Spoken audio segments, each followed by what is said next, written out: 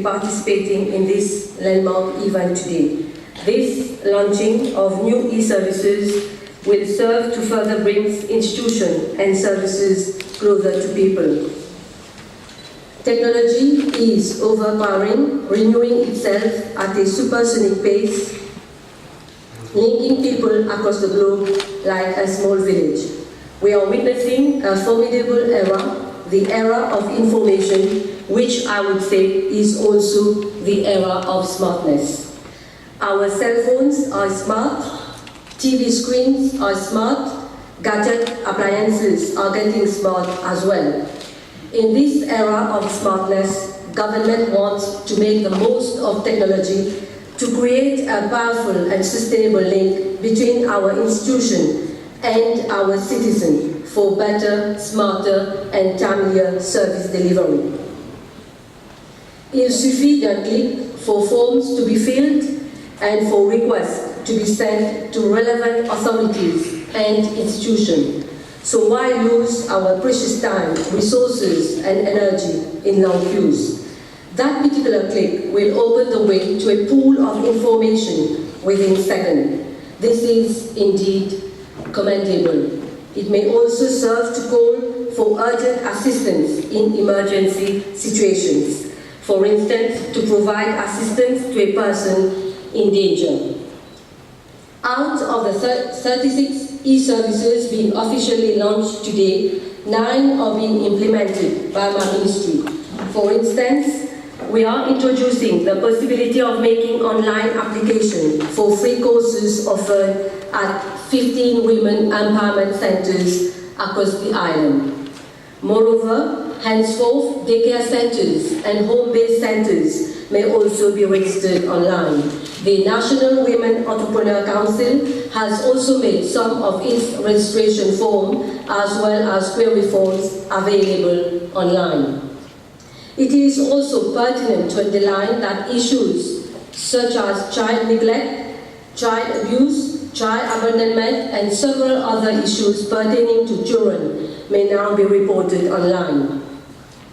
Reporting has now been made much easier.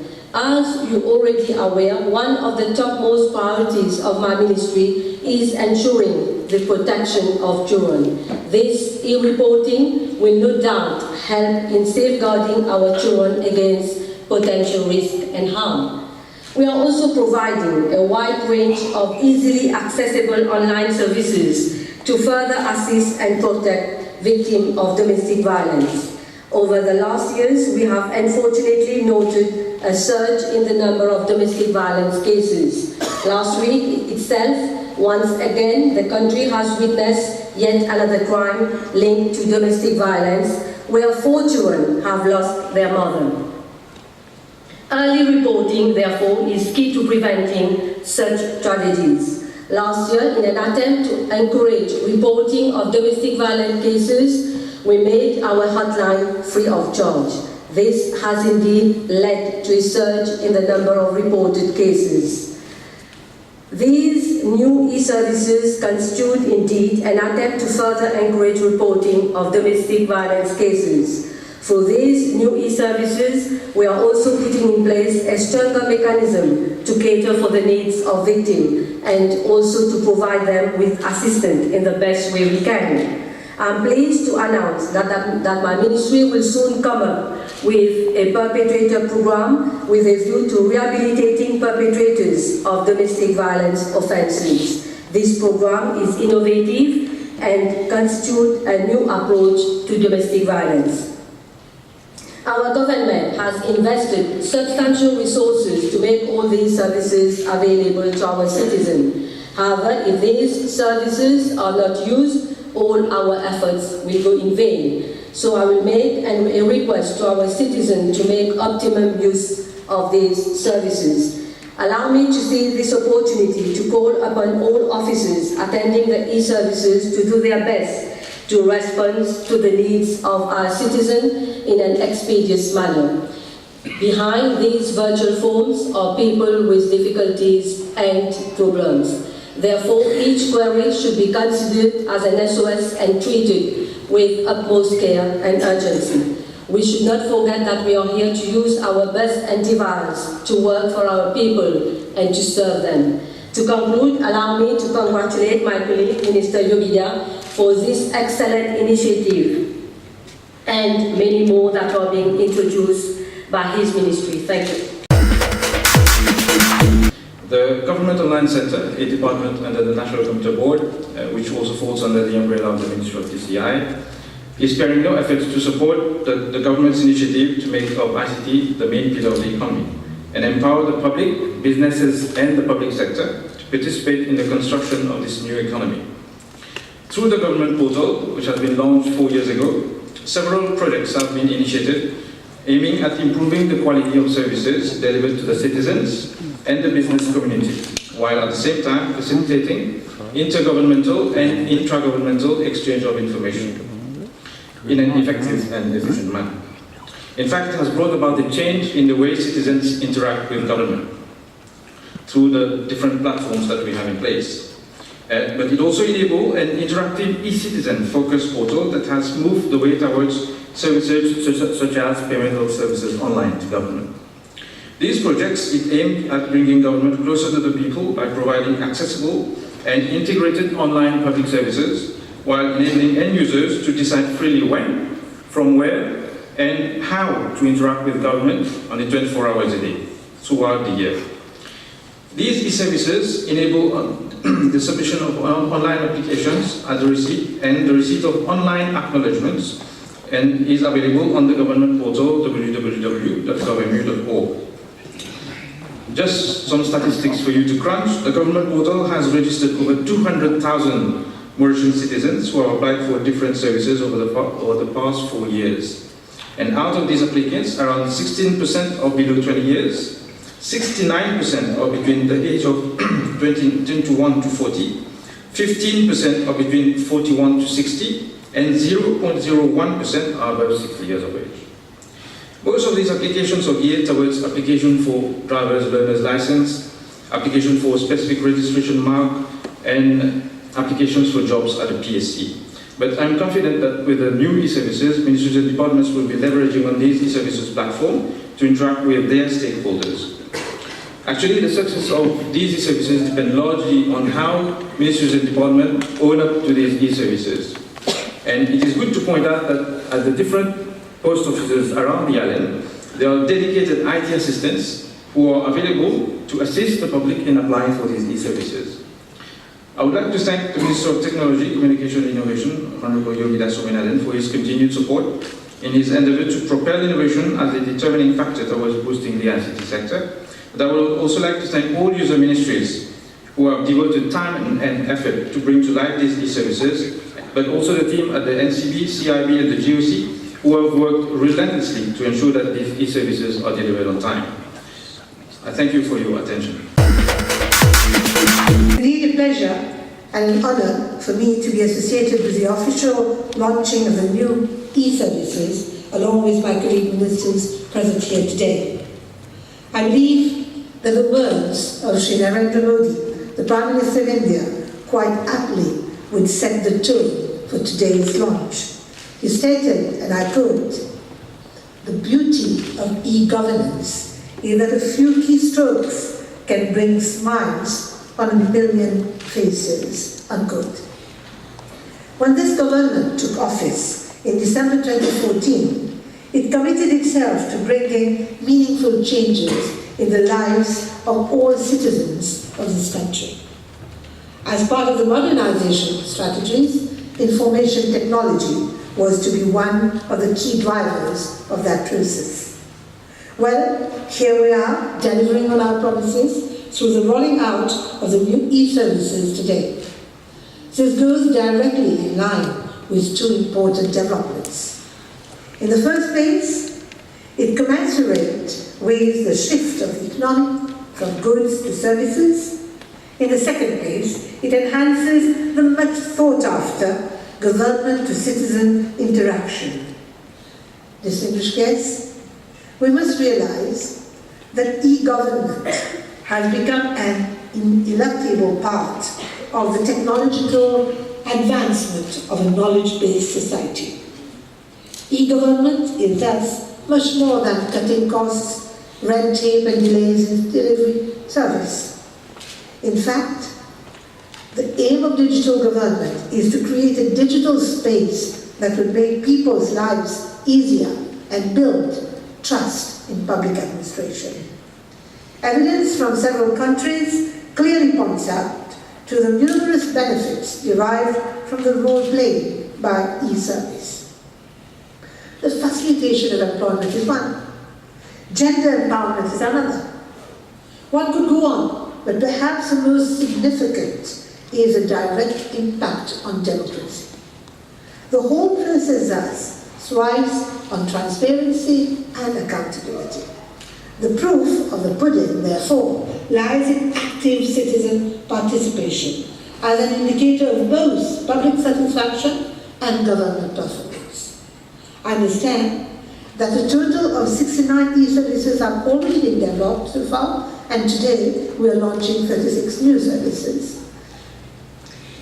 The list includes some 4 services from the Ministry of Education.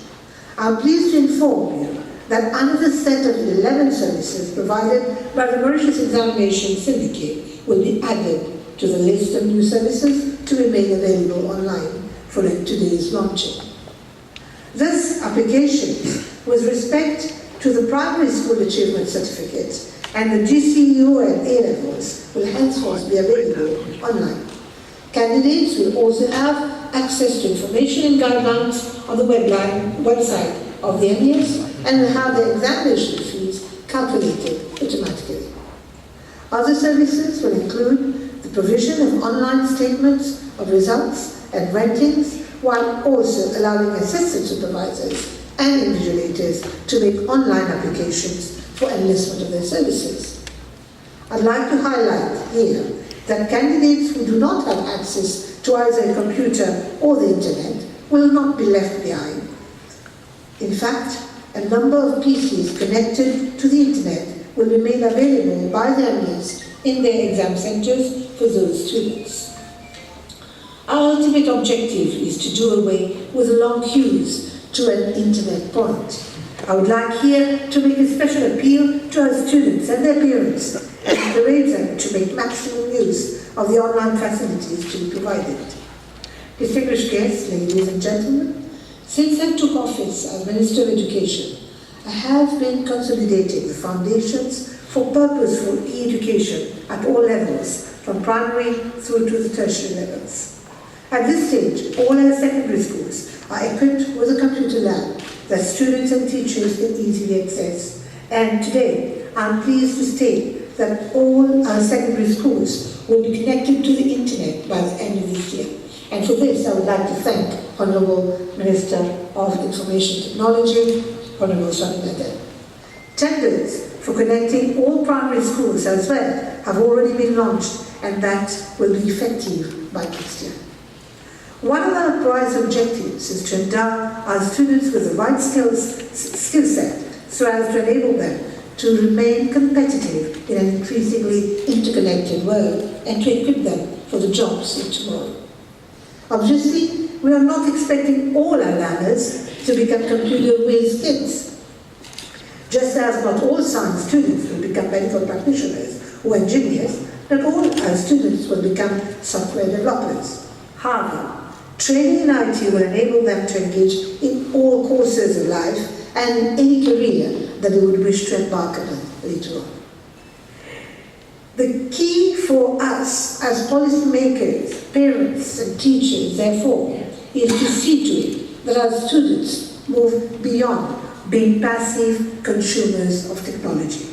Familiarity of our children and youth with technology in their daily lives is already a given. We should now focus on how we can assist them to create technology. Some of you may recall the words of the former US President, Mr. Barack Obama, who famously observed to students in America, and I quote, "Don't just download the latest app, help design it. Don't just play on your phone, program it." So, this demands that we catch our children young if you want them to later embark on self-learning and self-discovery adventures and be transformed into smart citizens of tomorrow. The provision of tablets to grades 1 and 2 pupils to be used as part of the learning process goes in that direction. We are currently actively engaged in the development of the digital content for uploading on these tablets. Obviously, we will require the extra resources, both from a teaching perspective and for technical support as well. That's how we have been taking care of the provision, and provision has been made in the budget for this financial year for the recruitment of 67 IT supply teachers for the primary level. These will be attached to the different zones. Ladies and gentlemen, at the end of the day, it has been said that there is only one way in which we can successfully leverage e-government so as to improve both efficiency and effectiveness.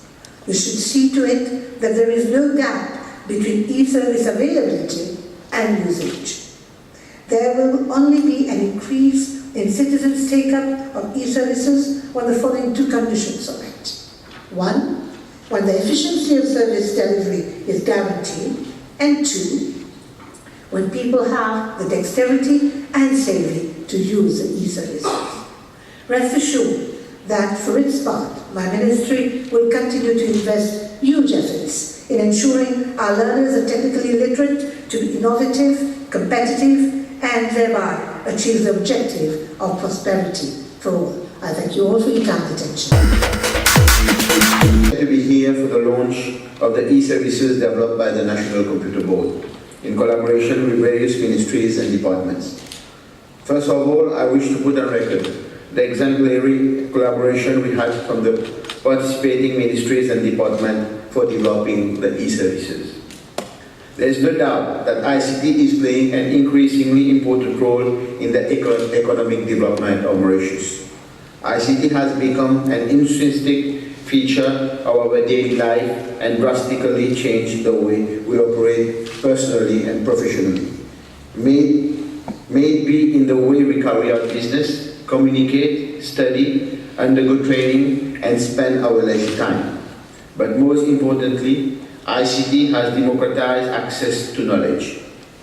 Mauritius has been keeping up with the global ICT revolution and is now part of the global information society. With an improved ranking at international indexes over the past 10 years. According to the United Nations E-Government Index 2016, Mauritius is ranked first in Africa and 58th worldwide in comparison with 2014, where Mauritius was ranked 76. As per this survey, it was evidence that more governments are embracing information and communication technologies to deliver services and to engage people in decision-making process in all regions of the world, including Mauritius. By improving our score, we have demonstrated that we are fully engaged in the development and promotion of people-driven services. ICT-based activities create opportunities for employment, offer prospects to young entrepreneurs, and provide means to improve the performance and productivity of our traditional sectors.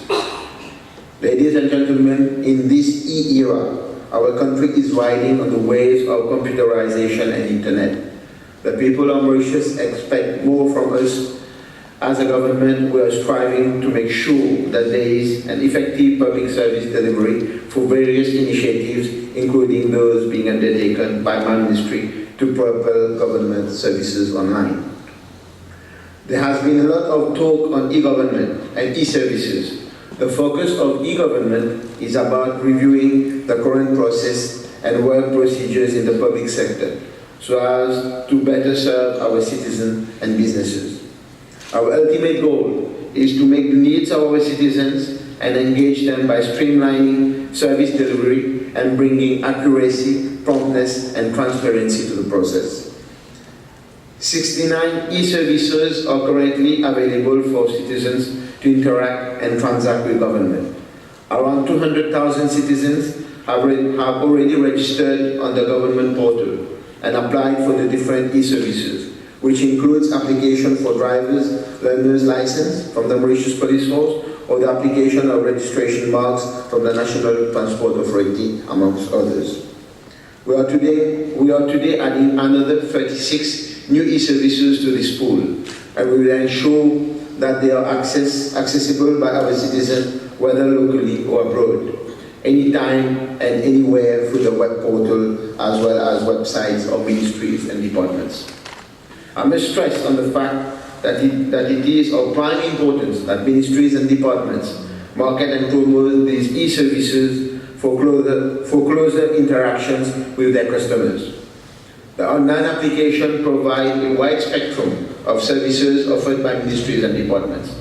The Citizen Gateway uses a common platform that eases applications previously done in paper form via the internet using online forms in a very easy and fast manner. This is a free service provided to encourage people to embark on e-governance. This government is going the extra mile to help citizens in their daily life. Some of the e-services to be launched today include the registration of private candidates for SC and HSC exams. Another one concerns the contact query form for Child Development Unit. With this e-service, any citizen will be able to report cases regarding child abuse, violence, and child abduction, and even get counseling online. Organizations in Mauritius now have at their disposal an e-service which can be used to request explanation or tips from the Computer Emergency Response Team, CERT-MU, for any issue regarding cybersecurity, an important topic in today's world. Moreover, apart from e-services, my ministry is also developing mobile apps for the convenience of our citizens. 10 mobile apps are currently under development. Examples are Info Search, an app for looking for information related to government operation, Smart Traffic Monitoring for up-to-date traffic information, Smart Police Force app to provide police notifications during events like Mahashivratri, Pelaval, and Kaveri. Dear guests, before ending, I wish to make an appeal to all those young people in the hall today. We need you to take up a career in ICT, which holds a lot of promise for the Mauritius of tomorrow. The ICT BPO sector employs around 23,000 people today and is expected to grow by another 20,000 by 2030. Growth in the sector is happening for the large ICT companies, but as today, more so through the young startups. Opportunities abound for you and the future of this country. Challenges ahead of us are enormous, especially in the wake of more cyber attacks, as well as global change in the digital world. However, just like our Prime Minister Pravin Jagannath rightly said, our dream of a high-income country lies in the realization of a dynamic digital economy. There is no doubt that our concerted efforts will bring about a definite digital transformation in the way we conduct business in the region, as well as globally. Our government is paving the way towards making ICT the principal pillar of the economy. With these words, I encourage you all to make the most of our new e-services being launched today, as well as the existing one. Thank you very much.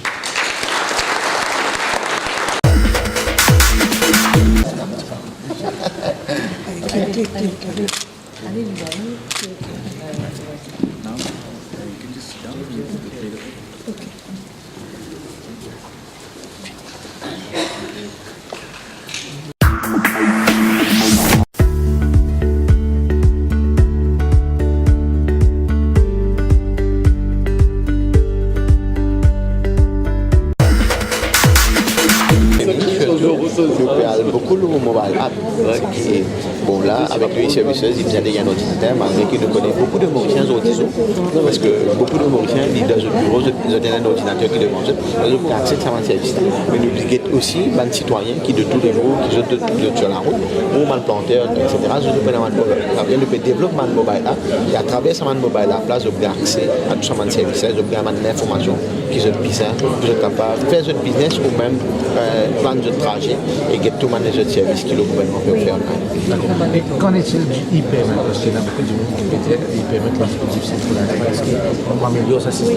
Oui, définitivement, tout notre système peut améliorer. On a le Info qui peut rentrer bientôt pour connecter tout notre ministère. Que maintenant, et aussi tout les autres services, surtout au niveau de sécurité.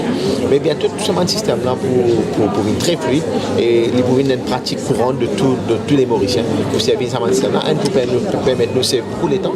Et deuxièmement, c'est beaucoup d'argent aussi. Et longtemps, du monde qui peut bien prendre une jour conseil, puis il faire une transaction. Et demain, à travers tout ce système que nous allons lancer là, et pour qu'à plus efficace que ce travail, en même temps, peut faire ce day-to-day transactions qui est bien fait pour cela. Mais qu'est-ce qu'il reste à faire? Bon, il reste beaucoup à faire. La technologie bouge. Et comme on va aller, nous pouvons commencer à travailler, nos jobs qui ne sont pas encore inventés. Nous avons des gens qui ne sont pas encore connus, qui travaillent pour faire de 10 ans. Alors c'est ça le Mauritius Research Innovation Council. C'est comment se travaille, nous avons un job qui pour créer de 10 ans, qui m'a Mauricien pour capable de travailler. Mais quand même, on est capable de dire une nouvelle qui il y a beaucoup de entreprises étrangères, américaines, qui peuvent venir implanter à Maurice et que le secteur de Haïti est en plein développement et nous pouvons lancer un appel à tout le monde mauricien, surtout des jeunes, à suivre des cours d'Haïti. Il y a un très grand prospect dans ce secteur-là et il y a beaucoup de monde d'emploi et il est important qu'ils suivent dans cette direction-là et que le secteur d'emploi pour vraiment ramasser tout ça. Et surtout, nous pouvons faire ça matching-là aussi. Il y a un mismatch skill qui nous capable et faire ce 32 girons qui sont capables de trouver un bon emploi dans le secteur. Un petit mot ICT Statistics 2016, qui vous a analysé, qui vous trouvez que Maurice bien fait, qui reste à faire? Non, Maurice, vous allez au niveau de l'Afrique, et même au niveau mondial, nous donne une très bonne position. Mais quand même, il nous reste beaucoup d'affaires. Et surtout, nous avons envie de développer comme ça, capitale de l'Afrique au niveau de l'Haïti. Il est important qu'il nous continue à améliorer nous-mêmes et en même temps, épaule nos frères et sœurs de l'Afrique pour pouvoir développer ce secteur. Parce qu'il ne faut pas oublier aujourd'hui, quand nous étions en termes de IT penetration in Africa, il est très peu comparé avec la puissance mondiale. Il est important l'Afrique qui nous tout gagne sa pénétration Internet et sa pénétration de e-services au niveau de l'Afrique. Quand demain, dans un forum international, nous avons un mot comme un seul continent que nous prenons de poids, que nous prenons de point de vue. Quelle réaction face à la croissance fin baissée? Non, la croissance fin baissée, moi, d'y aller, et c'est qu'il y a moins de jeunes intéressés dans le secteur. Et c'est vraiment une offre d'emploi extraordinaire, mais les jeunes ne répondent. Et là, cette année-ci, la croissance sera extraordinaire parce que nous avons 5 nouvelles entreprises qui peuvent venir implanter à Maurice. Et là, moi, quand même, de un chiffre, il y a une compagnie qui finit implanter à Maurice. Là, tout de suite, ils peuvent recruter 2000 personnes et jusqu'à décembre, ils peuvent être 2000 personnes. Alors, les jeux sont jetés pour qui les Mauriciens gagnent un travail et aussi ça peut permettre le GDP d'augmenter et surtout le secteur, même au niveau économique, nous trouve un net progrès. Pour le ministère, pour les étudiants, surtout, quelle est la raison? Premièrement, comme vous avez dit tout à l'heure, il y a deux choses. L'efficience, la rapidité, le permis de temps. Et en plus, c'est un mouvement vers la modernité.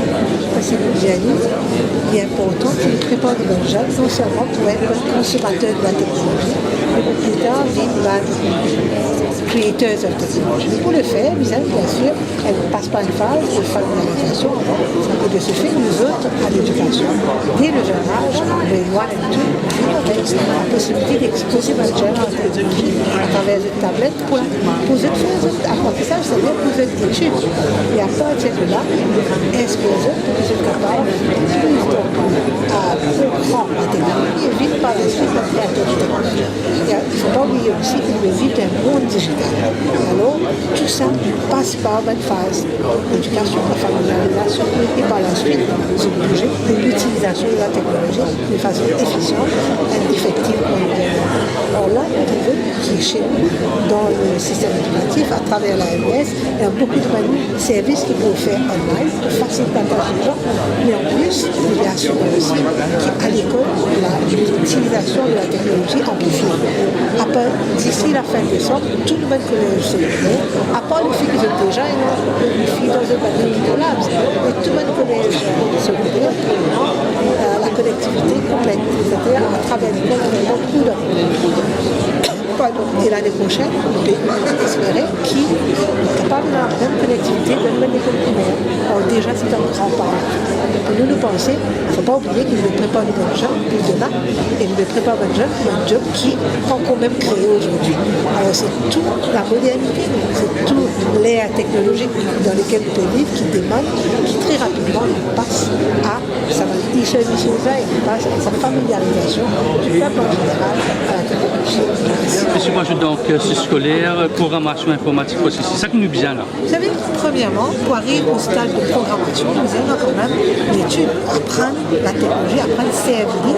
Et c'est quand on expose un jeune tôt à la technologie qui par la suite, il commence capable, vient nous-mêmes, prépare, vient avec créer la technologie et vient, on peut lui dire, bonne programmeuse même.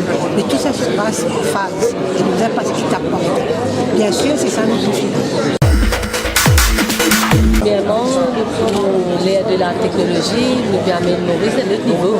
Parce que, comment on trouve même statistiques, Maurice, parce que quasi le classement de Maurice est bien loin.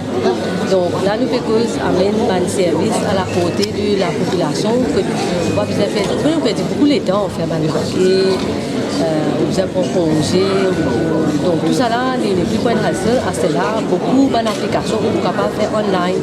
Donc, comme nous disons dans le programme gouvernemental, nous pouvons venir avec des services. Et voilà, donc il y a beaucoup de services qui finissent l'anglais, aujourd'hui nous sommes dans le 36. Et moi, mon cas, au niveau de mon ministère, beaucoup de services qui nous offrent parce que mon ministère, quand nous causons mon ministère, nous pouvons causer madame, les enfants et la famille. Donc, vous connaissez, on dit, nous ne sommes pas capables de déranger, point oui, point non. Et nous avons senti plus en sécurité qu'elle est capable de faire une application online. Par exemple, une violence domestique. Nous avons envie de gagner un renseignement qui est bien faire. Donc, si il reste maïbou, il vient sortir maïbou pour les villes pour lui. Soit il vient aller dans une centre qui est plus près que la case. Donc, tout ça là, c'est un souci, c'est un tracas. Donc, elle connaît les cas faire application là online et qu'il est capable de gagner une information qui est plus bizarre. Donc, ça facilite la vie. Et au niveau de l'officier au ministère, est-ce qu'ils ont une information justement pour deal avec ce online? Oui, bien sûr. Donc là, nous allons officier train.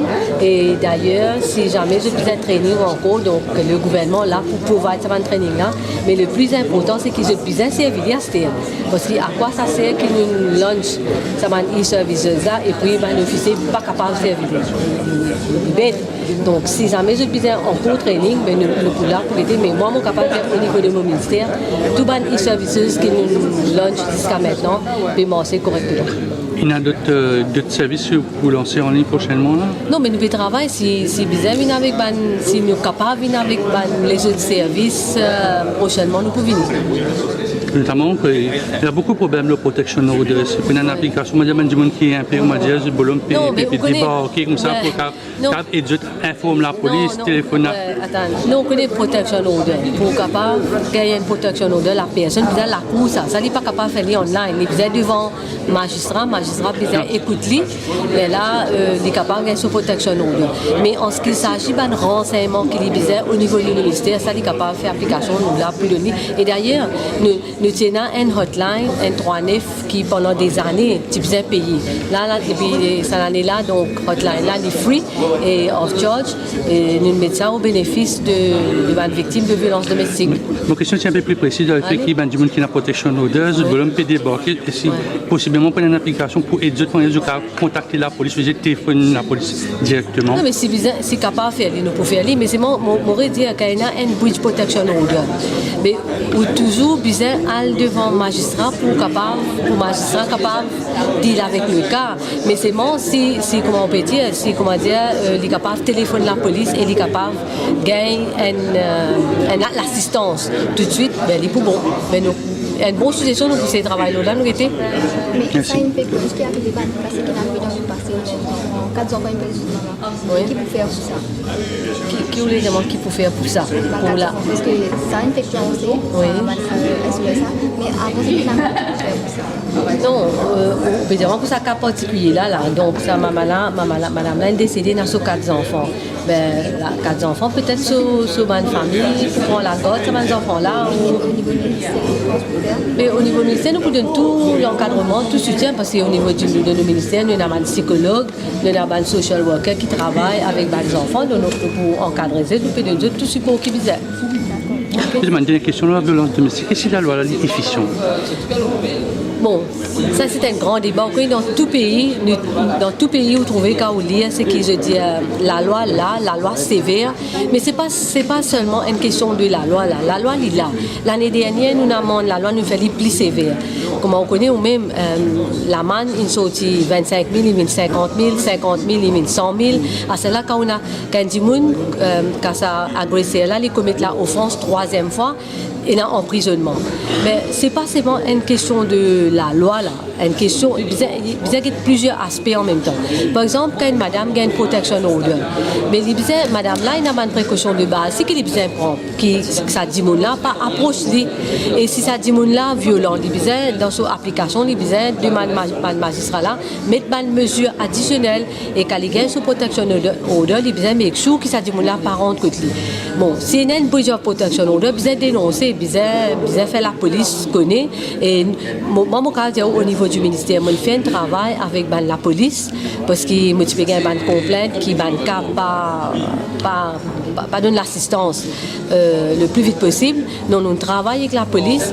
Pas plus tard qu'un mois de cela nous fait un workshop avec un magistrat. C'est un expert depuis l'Australie venu donner un coup de main. Nous avons envie que les magistrats capable de dire nous peut faire un très bon travail, mais nous avons envie qu'ils comprennent un petit peu qui est le sentiment du ministère qui nous peut attendre des autres. Donc nous faisons le workshop avec les magistrats, nous joignons au gradé de la police pour dire aux autres qui nous peut attendre des autres. Mais malgré ça, nous trouvons que la violence domestique peut entraîner la mort de bonnes femmes. Donc pour répondre avec la police, nous avons besoin de faire une réunion avec tous les stakeholders concernés pour qu'ils nous capables de faire une holistic approach.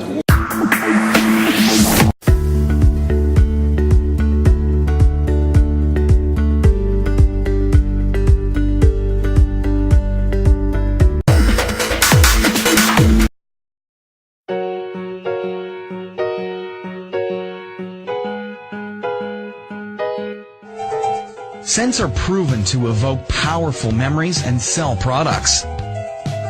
Hotels, theme parks, and retailers, including Disney, Westin, and Abercrombie, have been successfully scenting for years. Our clients are enhancing customer satisfaction and sales with the incorporation of scent. We offer scent diffusion systems for any budget, large or small. Our systems are environmentally friendly and easy to use. Inclusion of scent is perfect for corporate and private events, retail and marketing promotions, and authentic special effects. Hotels, clinics, and malls are beginning to realize the value. Sales increases of 35% and more are being experienced when branding are integrated with multi-sensory effects including music, video, lighting, and scents. And it's possible to scent spaces of all types and sizes. From point-of-purchase displays, to parties, to clubs, hotel lobbies and ballrooms, even theaters, arenas, and outdoor stadiums. Our sentimentography team includes a team of master perfumers, creative scent marketers, and expert technicians with years of experience in the industry. Our variety of scents is limited only by your imagination.